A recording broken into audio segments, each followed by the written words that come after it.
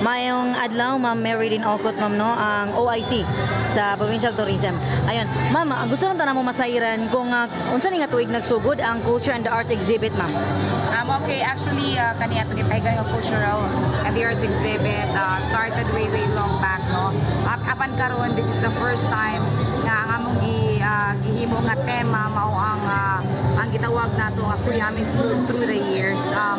More so that it's high time for us to really showcase how Kuyamis Festival started in the province of Misamis Oriental and how it grows and grows year by year up until today that Misamis Oriental reached the greater heights. So among gitawag ning through the years or walk through sa journey ni Kuyamis Festival, how it started in 2014. It was initiated by then Governor Bambi Imano and now Congressman of the 2nd District up until 2024. So makita nimo matag tuig adunay gipang highlight, adunay mga kabaguhan, a little change nga kabuhaton just to make sure that we will bring Kuyamis Festival every year into a little higher from where it started.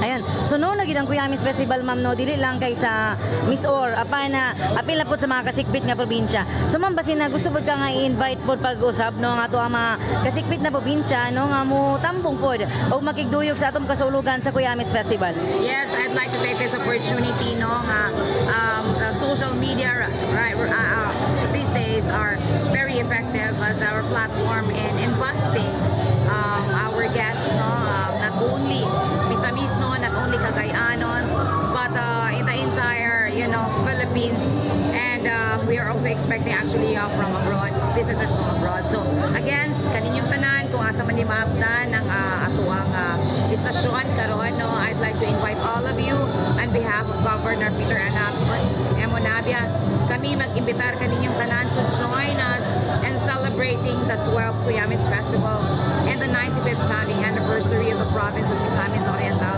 where activities being prepared by the organizers has always been our top priority para makadugang yun, no, sa mga efforts towards combating the single-digit poverty incidence of Misamis Oriental and addressing it via the tourism efforts of the provincial government. Again, happy Kuyamis Festival, kanatong tanan, script your adventure in Miss Or, love Miss Or, love Northern Mindanao, and love the Philippines. Thank you, Ma'am Meridin. Thank you so much.